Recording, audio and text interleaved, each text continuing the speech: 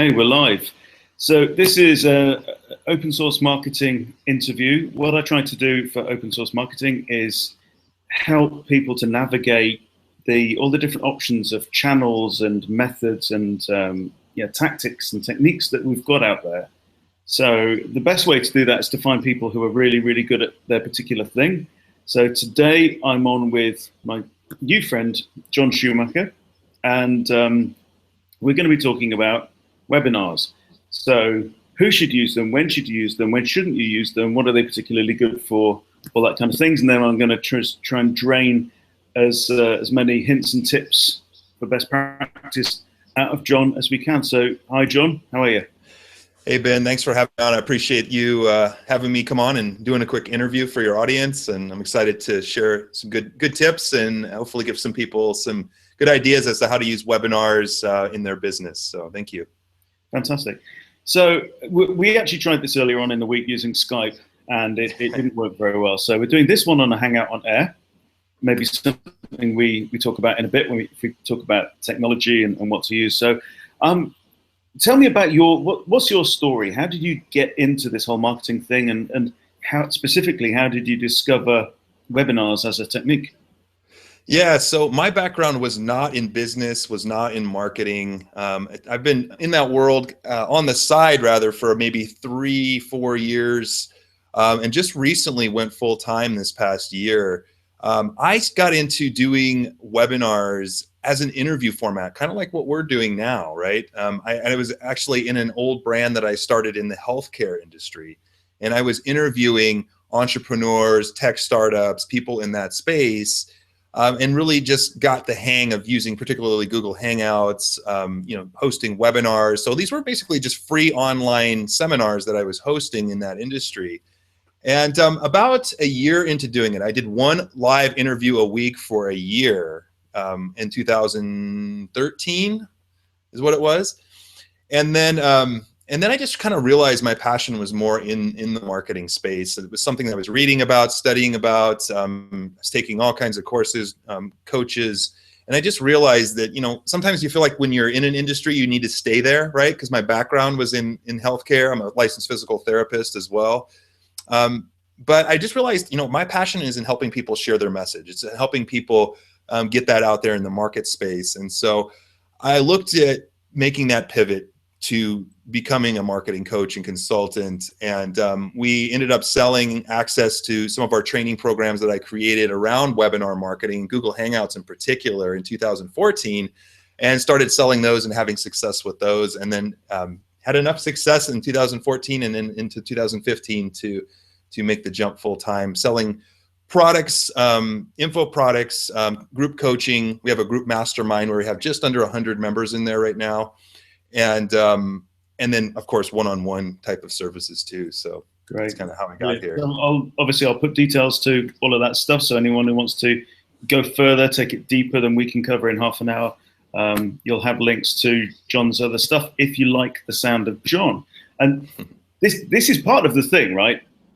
Because you're here, we're talking live, and so people actually get to see you and to feel like they're meeting you in a way. I mean, obviously not every webinar is live camera. Also, not every webinar is actually live, which right. Which we can talk about. Sometimes people will record a webinar and then have it replay as though it's live, which can raise some ethical questions, but we don't need to go deep into that right now. So, I mean, let's start with the absolute basics. What is it about this format that you think makes it effective? Right. Yeah. So I believe that webinars are the highest converting online vehicle, and for good reason, right? I think what it does is it gets people to know you, right? They get to know, like, and trust you in real time, especially if you're doing a real webinar. People get to see you if you want to be on camera. You don't have to be on camera. They get to hear you. They get to use all of their senses to experience you, in the moment, right? And it's an event. It's an online event. There's a reason why people get excited when they go to conferences, right? I mean, it's live. You get to interact with the audience, and even in webinars, you can interact with people in the chat and stuff. It's maybe not quite. I mean, live events are certainly, I think, at the top, right, as far as buzz and excitement. but you can't get in a room with everybody all the time. So webinars is really the next best thing. It duplicates the live experience, the group experience. It allows you as a teacher to educate people and build rapport. So it really allows you to deliver, like say within the course of an hour, some very targeted, very helpful information, create some buzz, create some excitement. People get to know, like, and trust you. And then of course, if you're ethical about it, I would just be upfront with them. If you're going to offer something, just say that in the beginning. At the end of this discussion, I'm going to give you guys a great template to follow. For those who want to go deeper with me, there's going to be an offer at the end. Just be upfront with people. But I think it just works, man. It just works because of that know, like, and trust, right? People buy from people they know, like, and trust, and they see they can help them. And with a webinar, you can share your screen, you can do slides, you can get your head on the video, you can bring people from the audience and actually put them on as a testimonial and put them back in. I've done that before. It's just very dynamic, and I really do think for anything over $100, if you want to get better conversion numbers, it's not even close. I mean, it's not uncommon for webinars for you to sell 10 to 20% of the audience to $100+ item versus a sales page where you just send traffic to. You're really lucky if you get 1 out of 100. So I think it's just a fabulous platform for so that's important. I think that price point, obviously, for it to be worth your time, and there's a kind of a balance, and there's a trade. You're going to ask somebody to invest 60 minutes, sometimes 75 minutes of their time. You're not going to do that for a $29 product. It's only appropriate to ask for that information, ask for that commitment from people when the payoff for them is likely to be good, and that generally will bring a corresponding price tag. Yeah, I don't think for anything like 29, if you're selling low ticket products, I don't know that you don't need a webinar necessarily. You could do that, but the lowest I've seen is like $97, or how they price with the sevens on the end of things. Yeah. It seems like there's a 7 for everything, but $100 or so is the lowest I've seen. And of course, if you're going to sell something for $100, you want to make sure you get a lot of people on the webinar. It's just not going to be worth your time either, right? So usually webinars are good for selling those higher ticket, like 100 to maybe 1,000 or maybe even 2,000, depending on your industry, is a good range. Anything above that, you would probably want to get on the phone with them. So you could go from webinar to an application to getting on the phone if you are selling something higher than that. Yeah. So obviously, a webinar is one-to-many format. So kind of many. You can have multiple presenters, but basically it's a broadcast format, one-to-many. Whereas phone, face-to-face meetings, a one-to-one, it's more intimate, a lot more involved. So you mentioned obviously being able to bring people in, and quite a few platforms allow you to do that, like from the audience. How important is the interactive element of webinars? People asking questions is very common. Very important. I think so. I mean, I think that, gone or dwindling are the old days of kind of the slideshow with the droning voice. I think that bores people. I believe you should, obviously tell them that they're in the right place, reassure them a little bit about your story, maybe 10 minutes at the beginning max. Like, don't sit here and go on for 40 minutes about yourself. And then jump into the content, right? Ask for feedback, get out there, teach them a framework. And then interact with them. Ask them, are you guys getting this? Is this making sense? Say yes in the chat box. Get people to interact with you, to engage with you, and to know that you're there to interact with them and not to just talk at them. I think that's one of the advantages. And I've made this mistake, and I still catch myself sometimes over teaching and just getting caught up in my message, and I get so excited and I just kind of keep going. I think it's important to check in with the audience and because that's the benefit of the webinar, really, is to interact with human beings. Those are human beings on the other end, right? And it's like, I think we all get caught up in our own ideas and our own excitement, but we need to, I think, check in and make sure to have some time in your webinar to make sure that they understand what you're talking about. Yeah. Obviously, something we've touched on is the fact you said that webinar is an event, so which means it has a start, it has a finish. It's never going to be repeated. An event means that it's a once in a lifetime experience, really. Even if it's recorded, it's not the same as being there live. And maybe being able to influence it and interact with it as well. So what that I think does is create a natural scarcity. You know, this thing is starting now. It's going to be finished in 90 minutes, and if you miss it, you miss it. So gives folk more of a reason to make that decision. That's what scarcity and urgency do. Scarcity creates urgency, right? Urgency makes you have to choose. Am I going to be on this, or am I going to miss it? And sometimes talk about FOMO, the fear of missing out. That's you know, that's what you get. That's the other kind of risk or lever there. So yeah, the event thing is great. Let me just ask you, while we're on the subject, while we were just talking about length, how long should a webinar be? So I think it should be, 60 minutes and maybe 75 with Q&A, right? I think one of the benefits to the audience is they get to ask you a question, and some people just want to come on and ask an expert, or if you're an expert teaching on there, a question too, so that's fine as well. I would say 75 minutes max. If you're offering something like an offer for a program, I would try to offer that at the 40 to 45 minute mark. People usually, I've seen drop-off rates, you might get 25+% of your audience drop off at an hour if you go over. So a lot of people they usually budget an hour for things, right? And so in their calendars, that's kind of the standard block. Yeah. So I think that makes sense. Yeah. That's why I think it's important, to keep your intro brief. Don't talk about yourself for 30 minutes. I've seen that bores the hell out of people. And it's not about you, it's about them. You want to show them you're a qualified guide, but then get into the meat, get into the content, teach them something, be of value. And then, if you are going to offer something, which I would, by the way, mention at the beginning, like, hey, at the end, guys, for those who want, I'm going to be offering something just to let you know, right? And then at the 40, 45 minute mark, try to start, framing your offer, right? So that might be another 10 minutes or so, and then you can do Q&A. Yeah. So people might be thinking, well, 40 minutes in, 20 minutes left of the regular slot, that might seem like quite early to be going in with your offer. But what that then allows you to do is you can introduce it gently at that point. Instead of having a hard sell at the end, you can introduce it gently, and then you can then weave that in with things like case studies, things like Q&A, to say, if you're not sure if what I'm offering is right for you, then ask me a question and we'll speak to that. Mm-hmm. Yeah. We seem to be focusing really on webinars as a sales tool. There's no doubt about their effectiveness there. I guess there's a lot of other uses for this technology as well. So, what have you seen? What have you been part of? What have you come across? Yeah, I've, there's a lot of uses, right? And so it's not just for, making a sales webinar, right? I mean, you can do interviews live with an audience and take Q&A audience. I mean, that's what I did for a year. I did live interviews. We'd have audiences, talking with the experts.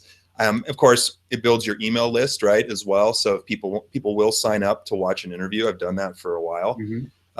So, you could do small roundtable discussions with people, right? Like inside of like a webinar as well, like maybe 2 or 3 other people have a little mini summit kind of thing. You can just do free webinar content for your social media following, for your audience, for building your list, building rapport. I did a lot of that too, right? Just doing free. You can do demos, right? If you're a software entrepreneur, you can do, show off your product or answer questions, customer support. It's basically anything you can think of. It's just a virtual space. It's like, think of renting a conference room for basically free. It was, a little bit of cost for some of the webinar softwares, but it's very inexpensive. You have your own virtual space to create in, and it's up to you what you want to do with it. You can do group coaching inside of it. We do our group coaching every month for our people, and we use a webinar because it allows us to talk to them and bring them on the camera and off the camera and talk to us in the chat, share our screens, educate them, so it's really a teaching tool as well, right? It can be a teaching tool, a meeting place, and of course a sales, platform as well. Yeah, fantastic. So what haven't we what we've been talking about then is it's particularly applicable for certain types of businesses. Obviously, with it being so low cost and so accessible now, I mean, you don't have to go back. You probably remember the times when you know, in the corporate world, when people would have video conferencing rooms that cost, you know, tens or $100,000 of technology just so that their team in San Francisco could talk to their team in New York. But nowadays, we could, you know, that stuff's free. It's quite amazing. So webinars great when you want that interactivity, when you're demonstrating something that's visual, where you can actually show it in a visual way. We've said that the voiceover slides is maybe, you know, we're kind of beyond that. We've got much richer technology and media available now. Obviously, not everybody likes to present live. No. As well, you know, that's a given. So I think for me, one other area that's really important, and I bet this is key for you as a coach, is the fact that when you are the product, live video works really well, right? So, you know, for anyone who's a coach, and when what you're selling is you're selling time with you, you're selling the John Schumacher experience. I might sell the Ben Hunt experience, right? Mm-hmm. So, you know, a mutual friend, George Cow, has been making all these short videos on his phone. You're getting the George experience when you do that, and that's really important. I've got my client, Sharon Small. We've talked, you know, she doesn't enjoy writing so much, okay? But she's fantastic face-to-face, okay? So what I said, she came to me and said, should we be doing lots of blog posts? I said, no, just let's get on Skype, let's get on camera, and we'll just record it, because that's what people buy. You know, when people buy Sharon's trainings, they are buying the Sharon experience. So give them the Sharon experience. Mm-hmm. Yeah. Yeah, absolutely. I mean, some people like to write, some people don't. Some people like to talk. I'm more of I like a balance. Sometimes I'm in the mood to write, but most of the time I'm just in the mood to talk and get on here. So I really like webinar marketing and video marketing. I've done a lot. I've done over 600 YouTube videos. I've done a lot of that stuff on video. I had a podcast for a while. I think so. And you can always get them transcribed too for SEO purposes or things like that, right? I mean, I have a gal on Fiverr that'll do, God, what does she do? 10 minutes of audio for $5 or something like that. So, I mean, you can do it pretty inexpensive, you know, for your videos, your podcasts. You can get them transcribed. When I actually made my Amazon best-selling book, we actually spoke the book off of an outline and had it transcribed and edited and formatted and everything like that. So, I mean, if you're a speaker, there are ways, especially today, to do very low cost. I mean, you could just turn on, like literally we just did like this. We had a Hangout on Air live. We just recorded ourselves talking, and I just took the YouTube link and sent it to my transcriptionist. But you could just take a YouTube link and send it right to a transcriptionist, and they'll just make whatever you said in that Hangout words, like on a page. And wow. So. and the book was clearly successful. I did something similar with Sharon for that same reason, because she's a live presenter, she's a live performer. So where, you know, Sharon wanted to write a book, I said, well, don't write a thing. We got on Skype for about 10 or 12 sessions. We just chatted and talked. I recorded it all, and then I went through and ghost wrote the book using everything that Sharon had said on those calls. But, you know, it was down to me then to arrange it and edit it into a book. So yeah, lots of ways to use this. I guess you could also save out the audio only and syndicate that separately as well. You could put that out as a podcast, podcast, and put it on SoundCloud and, you know, various places. Yeah, I used to do that. I used to do that with all my interviews. I'd do them live with an audience. Then I would take the YouTube video recording and I'd have that. Then I would strip the MP3, put that on iTunes and Stitcher. And then, if it was really good, if you wanted to make a small book out of it, you could, you know. But I've just found that that's great. But that's a lot of back-end work. I'm a big 80-20 thinker. For my clients, I recommend, just for those who are really motivated, stay on the offense. Just go out, start hosting these live events to your audience, get to build the rapport with them, build a little bit of an email list, start communicating with that list, and you'll start the snowball going as to building your tribe. You know, I found that doing live events, whether that's a webinar, now we're doing a virtual summit, I think for me and from what I've seen, they seem like the most effective way to build a following online. A big part of that is an email list. I know that, you know, people always say, build your list, build your list. I know that's overhyped, but it is true in a way, right? It's still the cleanest way to communicate with a group of people, right? It's not social media, it's email. You know, having an online event where people give their name and address for really still is a powerful way. For me, when I was putting out recorded content only, it just didn't build my list. You know, you're just hoping people come back to your website and opt in for your free offer or whatever on your site, instead of using the webinar as the lead magnet and going out there and just getting people instant access to me, and then following up via email on the back end of that, you know. So that's just kind of what I've done and for myself and what has worked. You know, this past year, we've added, you know, around 5,000 emails, you know, from doing webinars. You know, it's not a huge list, but it's more than I had when I was just putting out videos and recording. So, well, you know, well, if it's warm, if these are people that know you, they've met you, they've had the John experience. Yeah, it's not all about size of email list. So this is interesting. What we just talked about now is, so we initially we were talking about using webinars as a sales tool. Yes. You've also now mentioned using it at a very different place, distinct place in your sales cycle, in your marketing mix, sales funnel, however you want to call it, which is as a lead generation tool. So, yes.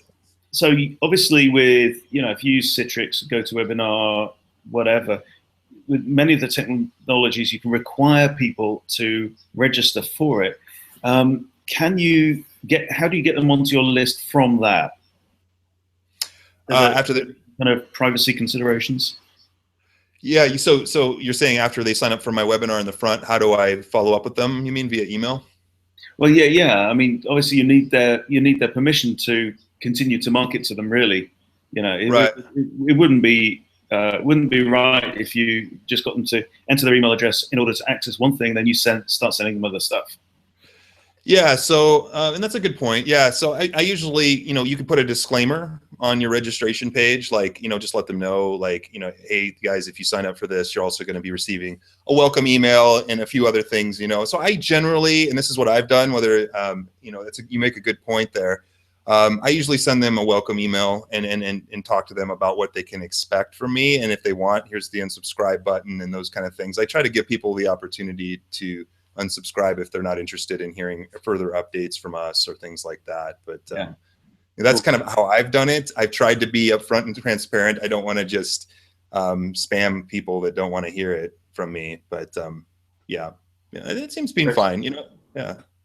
So that's what I've done. Yeah. So webinars as for lead generation, webinars as a sales tool. Okay, so let's just talk, last few minutes, let's talk about technology and tips and tricks, you know, things you must do, things you should avoid. So you've mentioned Hangouts on Air. Some fantastic technology. It's incredible that this is provided pretty much free now.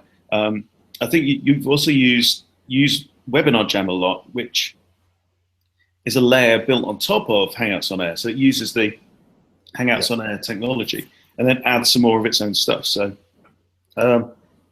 tips and tricks for, you know, what technology people should consider using. Yeah, you don't need much. In fact, I use Webinar Jam Studio. I have since 2013. It's about $400 a year, I think, for their membership. Easy Webinar is another good one. My Webinar Ninja from my friend Omar Zenem. It's a newer kind of Hangout model that you can use. They're all similar price points.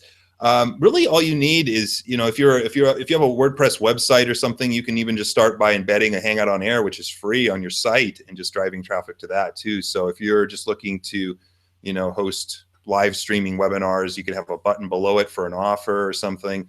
I mean, you don't need much, right? Like, you don't even need, I recommend these softwares if you have a few $100 because they just make it easier from like a funnel perspective, like a registration, reminder emails, hosting the event, back-end emails. They're all kind of tightly packaged with these softwares. But if you're on a low budget, all you really need is like a Google Hangout on Air, which is free.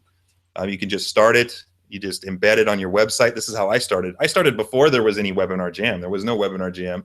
I had to just put it on my website. You know, I had Facebook comments below it and stuff like that. Mm-hmm.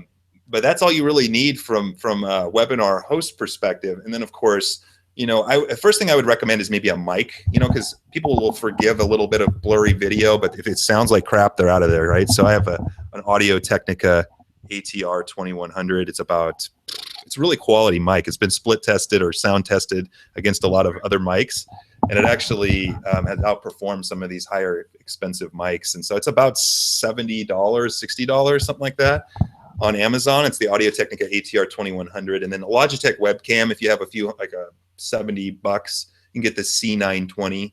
Yeah, it's very nice quality, low cost webcam. Yeah, and the microphone built in. It's that works. That works pretty well. I have a Blue Snowball attached to my PC as well. I have that on a telescopic arm. It's not as affordable. It's maybe around the $250, $300 range. I'm not quite sure. So yeah, audio is important. If you're going to listen to somebody talk for 60 minutes, you don't want to. I mean, right now I'm on my MacBook, so I'm hoping the audio is coming through okay. I'm just using the built-in microphone. But yeah, you want that depth, the roundness of sound on there. So I mean, right now I'm using obviously the video camera on my MacBook Air, which is really decent quality. I have the Logitech webcam on my PC. Anything else? Just to wind up, what are the biggest mistakes that you see people make on webinars, and how can we avoid them? Yeah. So for beginners, I would say not practicing. I've seen this. I'm in some of the Facebook groups for these Webinar Jam and things, and these people, they have a launch coming up in a week, and they're just got the software, and they're like hoping to host their first webinar in the week, and they don't practice, and then they get upset that it didn't work. So if you're a new person, there is a learning curve. I'm not going to lie to you and say there's not, right? There is a learning curve. It's not huge. For those who are motivated to learn, I mean, it doesn't take you that long. Give yourself a couple weeks, maybe practice with a buddy or something to make sure it looks okay. And then just go ahead and test one, so test a small one maybe first before you start ramping it up. Just do a couple, practice, just do them, but do practice, right? And start small, maybe for the first one or two, and then you can start ramping it up from there as you get more comfortable, because people get nervous on webinars. It's scary, right? Being on camera, live, with all this technology, which I can tell you for a fact, you're gonna have technology problems. I just had it yesterday. I've done over 200 Google Hangouts live, and I had more struggles yesterday than I'd ever had. Not to scare people, but I'm just saying it's gonna happen. So practice. My first webinar that I tried to do a Webinar Jam was for a thing called CRO Day earlier on this year, and I had my friend Shane Malak from Thrive Themes. We were going to co-present. We'd put all our slides together. It was great. I was using Webinar Jam. I'd never used it live before. So I set it all up a couple of weeks ahead. People registered. It was fine. It was great. Started the webinar. Shane could not get on. He just couldn't get on. He tried registering different email addresses, and nothing worked. So I was there for an hour doing my material and Shane's material at the same time. And, so technical problems happen. But something else I remember, and I think this will be helpful. When I did my first speaking engagement in 2009 for Ken McCarthy, and it was okay. All right, I was fairly nervous, but I'd performed before, but I was fairly nervous, and was then invited to do one for Drayton Bird a couple of years later, and I was crap. I went to London, did this gig, and I was awful. I present basically, and this is reminder to not just practice the technology, but figure out how much content you've got as well, and how long it's going to take. And if you're going to be somebody who, when you get nervous, talks too much, don't practice it. At least reduce the number of slides you've got, or the number of things to talk about, so that you can then expand on, how much you say to fill the space. Anyway, so I was awful. I'd put together like 90 slides to do with search traffic through search engines and stuff, and about another 90 slides all to do with conversion optimization.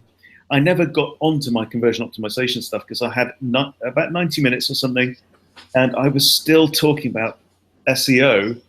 By the time lunch came, everyone was hungry, and they had to go out. And you know what, as well? All my best stuff was in the second half, and I never presented. Oh, no. Right? Yeah. The guy doesn't speak to me now, and I don't blame him, but it's okay.